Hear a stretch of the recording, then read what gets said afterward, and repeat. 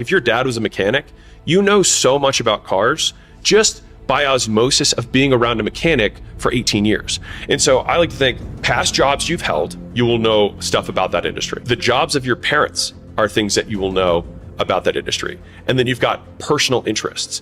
And so I think that if I had to put those into 3 buckets, it's like parent stuff, past jobs of self, and current interests. And so it's like, of those 3 things, which of those 3 buckets do you think you could help someone do a thing better? You want to sell the most valuable thing, right? And so the most valuable thing is, what is the problem that I can help somebody else solve that I could charge the most money for? Or in reverse, that could make them the most money. And then I will be able to charge a percentage of the money that I'm able to make somebody else in this thing. Now, that's in a B2B setting. In a B2C setting, it would be, how valuable do people perceive the problem that they have as, right? Whether it's like, I can teach music, tons of people want to be able to learn how to, and if you're better, because you've had a side interest in that, awesome. Maybe you have a side interest because you're really good at editing the songs. Well, there's tons of musicians who hate that part and would love to have it. So it's like, we all know how to do stuff, and all we have to do is package the thing that we're doing. And I think the big problem is that people expect that they're going to have a perfect business. But if you look at the track record, I can't think of an entrepreneur besides Jeff Bezos, who's a freak of nature, whose first business becomes the most valuable business in the world.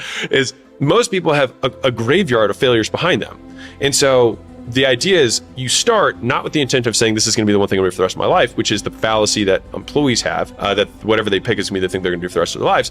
When in reality, it's, I just have to do a thing that I'm good enough at, that I can learn the game. And the thing is, once you start taking steps, the next step becomes illuminated. You trying to think 100 steps into the future when you have no context is irrelevant, because chaos is going to break your plan anyways. And so do what you know. I like service businesses to start because they are, in my opinion, the lowest risk to start, because it's just your time, right? So service businesses meaning? Do stuff for money. Like mowing the lawn or cleaning windows, or 100%. like what, service, yeah. Clean houses, Yeah. like whatever. Like all of those are just service businesses, right? And they're fine. And a lot of people think they need to have some novel idea to start a business, when the best way to start a business is just look at what everyone else is doing and just try and do it better. Like, I mean, and there's obvious holes. Like if you've gotten your dry cleaning, it's like, can I do this in half the time? If I do the lawn care, what are the things people hate about lawn care? They leave the trimmings around the edges. They're all shitty. The person doesn't speak English that well. Like, well, cool. Then I've got advantages, right? So it's like, what are things that I already know how to do, or I have past experience in?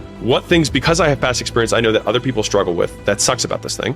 And then I will solve that specific problem. And it could also be a problem that other people solve too. You just try and do a little bit better. Like, it's just not rocket science. You know what I mean? And then you start selling your time for money. So yes, you're still trading time for dollars. You don't need to read Rich Dad Poor Dad just yet, right? You're still trading time for dollars, right? But the point is that you're trading that time for money in order to learn, not to earn.